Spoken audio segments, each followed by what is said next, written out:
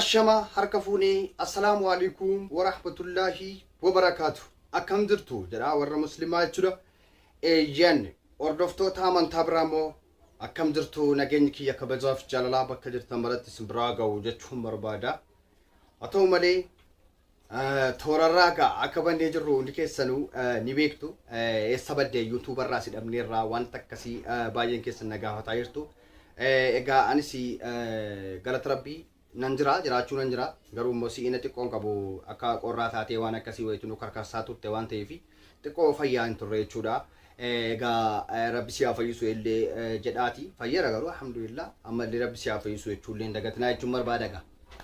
Kanaafan onlaayinii irraa badee jechuufan jedhee itti aansuudhaan yedduu kana kaameraan kees callisee jira wanta adda addaa kee hundi calliseetu jira. Kanaafu gara fuulduraatti akkamitti deemaa ta'u boona himar waan kana inni callisaa jirtan jechuun keessan oolu baay'een keessan na gaafataniitu. Akkuma beekamu kaameraan keenya hojii isaa itti fufee jira. Hinuma walitti qabataa jira biyya adda addaarraa waan adda addaa walitti to'atee jira jechuudha. Garuu an xiqqoo fayyaa waan hin turreef fidee isinii fi hin qoodne jechuudha. Eeyyaniga warri haaraa dhuftan video kanaaf warri haaraa dhuftan subscribe godhadhaati maatii keenya ta'a maatii jaalalaa ta'a. Warri immoo video kana dhaggeeffattan laayikii tuquu hin dagatinaa hundi keessanuu laayikii osoo hin tuqin keessaan bahuun haraama jechuudha haraama. Egaa itti aansuudhaan har'ammoo maal qabattee dhufte yaa obbo Nayemar jechuun keessan hin oolu. Kaameraan koo akkuma beekamu gara Dubaay irraa baay'ee to'annoo jala oolchuunsaa akka beekamuudha jechuudha. Kan inni eeruu kaameraa koorraa argadhe jechuudha. Wattaaddara baay'eellee sanaxalchiifne kan nuti Dubaay Sharjaa bakkeewwan adda addaatti kan nuti gadhiifne baay'eetu jiru jechuudha.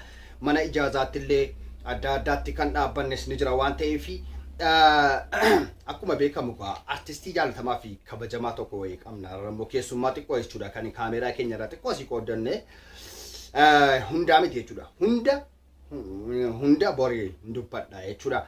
Yeroo si'ina qabuun isiniif qabadhee dhufa. Artistii tokkotu jira. Artistii yeroo jedhamu artistii ani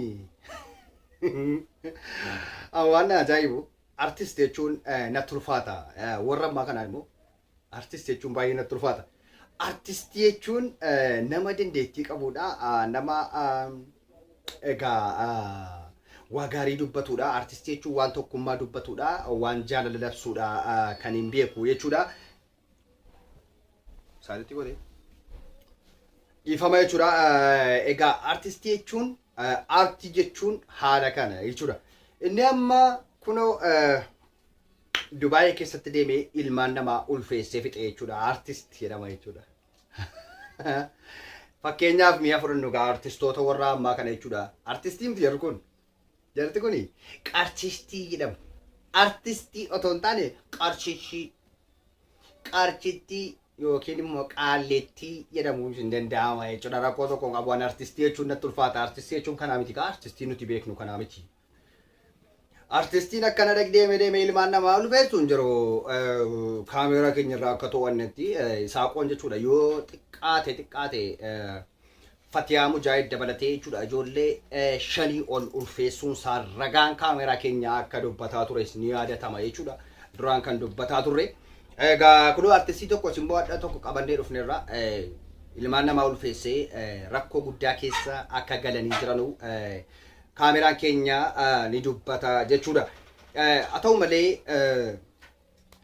yaa ilmaan Oromoo Dubaayin keessa jirtanuu hundi keessanuyyuu yeroo ammaa kana artistii jechuun dur artistii yeroo jennu artistii jechuun nama hojjete nama yeedaloo barreesse nama walaloo barreesse nama waa hunda barreesse hojjetudha artistii kan nuti beeknu.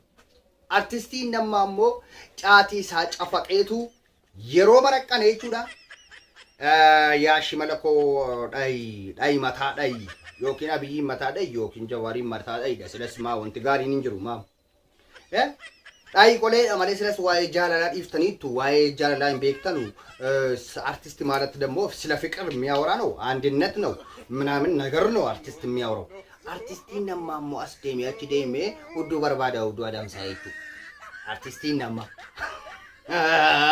ጀራካ ይሳቆ ጋና ፊ ጀራካ ጋ አርቲስቲን ቤከማን ተኮ መቃስ አለኝ ቤኮን አርቲስቲ ጋ ዱጋራ ቢታና ዱሌ ኮንታ ካ ስርበ ጀራስ ከነ ሲነገ ፈዱን ስርበ ሰማ ኩሻን ኩቾ ጀሪ መረቀነኒ ቱማ asumaan borkaanii dhaqanii waan ta'e qorqorroo waliin dhaanu kana hin naggeeffadhu jechuudhaan kanaafuu kun amma Dubaayin keessa ka'eera inni kun immoo jechuudha inni kun immoo Dubaayin keessa ka'ee cafacafuu jammare ijoollee ulfeessuu eegalee yaa ijoollee Dubaayin keessa jiraattan of eeggannoo cimaa godha jarri kun artistii jechuun artistii jarrammaa kun artistii miti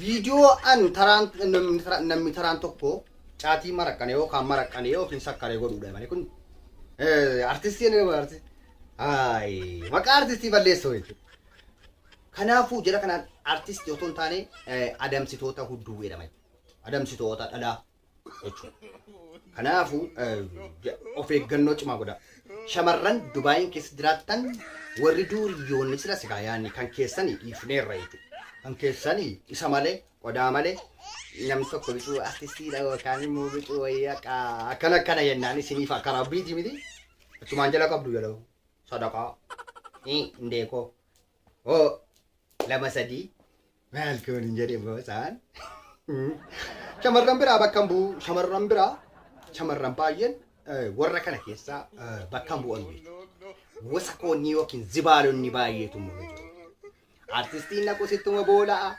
Maratuun na kusittuma boolaa, fayyaan na kusitti boolaa, dheeraan na kusitti boolaa, gabaabaan na kusittuma boolaa jechuudha. Pooppoo jedhamu jechuudha. Kanaafuu ijoollee Dubaay, shamarran Dubaay bakka hin bu'an warra addonni kun jechuudha. Amma gurbaan kun ijoollee namaa ulfeessee rakkoo cimaa keessa galchee jira. Ajab! Ilaalaa kala. Gaafa jala qabu nama dhibu.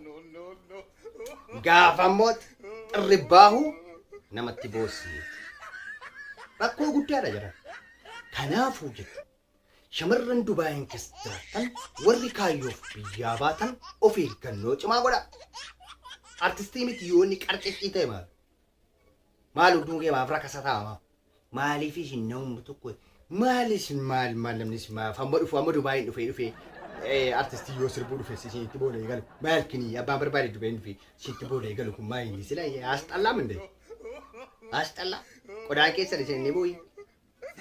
Sadaqaadhaa lama sadii gara sana. Inni koo wantichi bara wantichi jechuudha. Inni sin amma rakkasa gootanii ittiin taphattan kuni jechuudha. Maal keessaa dhufe beektu? Maal keessaa dhufe? Jannata keessaa dhufe. Duniyaa irratti ergamuun isaa jechuudha.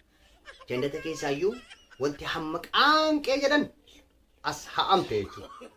Eessatti gara addunyaa irratti ta'amte jechuudha. Addunyaa irratti ta'amteetu iyyuu kanaaf akkana Rabbiin